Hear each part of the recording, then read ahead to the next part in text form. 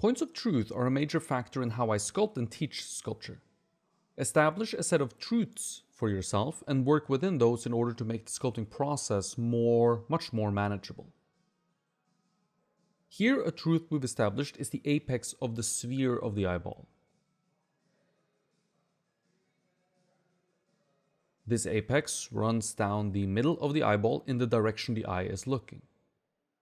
We'll get back to this point a bit later in the video. Since our eye is looking directly ahead, the apex is in the middle, more or less. This is one truth. The end of the sphere, as we can see it, happens along the border of the lids, of course. Remember that the lids have a certain thickness to them, so do not let the eyeball itself impact this thickness too much. Leave quite a bit of thickness along the lids to make sure they don't seem paper thin. Your sculpture will appear much older if you allow this to happen.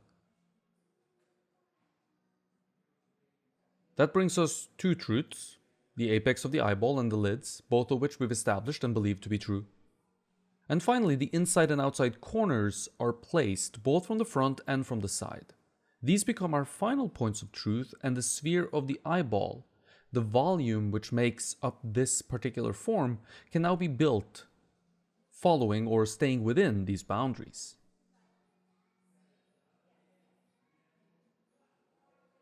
Couple of things to know about the corners of the eye. From the front, we can observe that they sit at an angle to each other, not directly across from each other. The inside corner is lower than the outside. While we can't observe it because the eyeball blocks the inside corner from the side view and the nose blocks the inside corner of the eye from the other side view, we know that the eyes are sitting at an angle inside the skull, facing outwards. The inside corner is further forward, in other words, than the outside corner, as you can see here. It's very tough to judge exactly where the inside corner needs to be placed in depth from the side view, but we can make a decent guess by simply taking the outside corner and the apex of the eyeball from the side view and splitting this distance in half. More or less right here is where you'll find the inside corner of the eye in depth from the side view.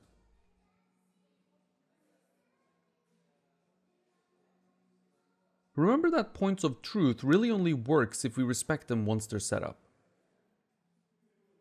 Sometimes they turn out to be wrong, and when that happens, we need to carefully evaluate what needs to take place in order for us to readjust what we have. Changing points of truth without paying attention can lead to a host of issues. If we change the apex of the eyeball without adjusting the corner of the eye from the side view, we can get an eye that is way too long, or rather has too much depth to it. Setting up points of truth for yourself in your sculpture and then respecting them allows the heavy lifting to take place early on in the process, and then once that's done, we can coast a bit easier, and as we juggle more and more things, less and less things are wrong. This sort of balances out the increased complexity of our sculpture and allows us to manage it.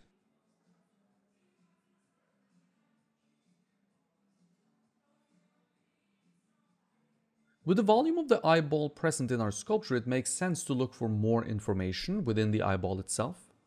Of course, I'm talking about the iris and the pupil here. For now, I don't want to commit to anything that I can't be 100% sure of. This means that we're going to draw on the iris first, not even the pupil. We're going to draw on the iris onto the eyeball that we've established and see how it fits. Because sometimes it doesn't fit, and drawing saves us a lot of sculpting should we discover this to be the case. I like to draw with straight lines when doing this. It helps make the circle that the iris is more circular and less crooked and a little bit easier to draw. Locate how wide the iris is within the overall shape of the eyeball itself. A nice rule of thumb here is that the iris takes up about 50% of the overall space of the white of the eye, also known as the sclera. So we have 25% of white on either side of our iris. This obviously depends on where you're looking and how open your eyes are. This is assuming you're fairly relaxed and looking straight ahead like our model is. Take careful note of how much the iris is covered by the upper lid and how much is covered by the lower lid. As you can see here, there's much more covered by the upper lid than by the lower lid.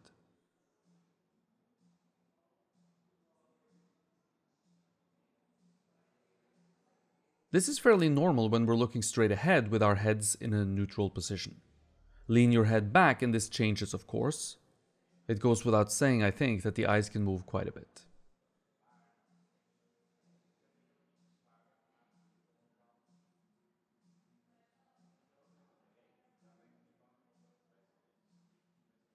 With the drawing now present on our sculpture, I like to let it linger for a bit. Perhaps the lids need some subtle adjustments that I hadn't accounted for, and if they do, I don't want to commit time and effort to sculpting a detailed interior to my iris just yet. We'll get to that later. The way in which we develop the eye will differ depending on who you ask. I've always been a big fan of building a sphere like we have here first, drawing on the iris and then removing or resculpting the interior of the iris and pupil to fit what my sculpture needs. Some teachers might recommend not sculpting the full sphere and leaving the iris without any clay, so you start out with a hole, and both of these are fine. I don't think the difference in technique here really ends up meaning much for the end result, so you can choose whichever avenue suits you the best.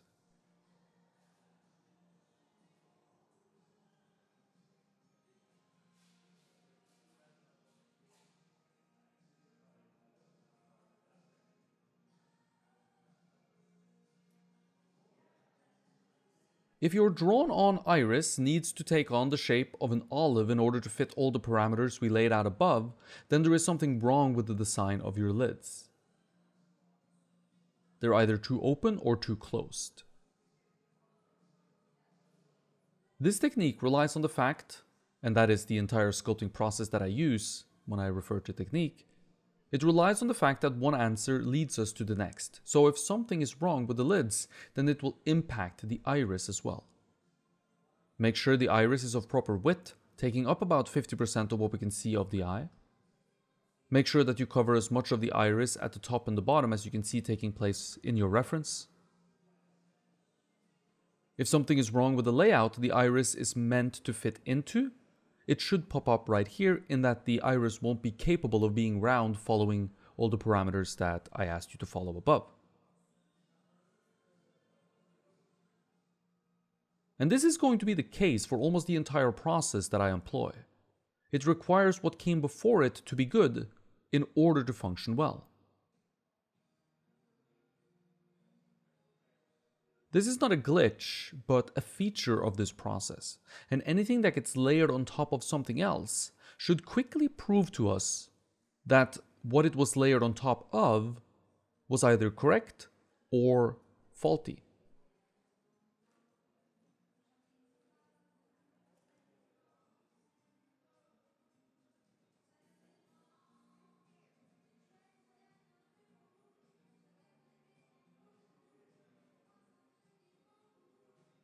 Drawing and continuing to do so is very important here.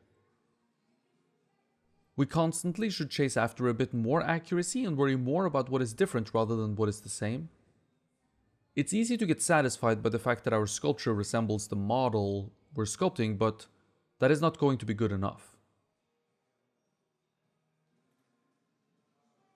In order to truly get a high level of accuracy, we really need to make sure that we continue to draw and look for what is different, not what is the same.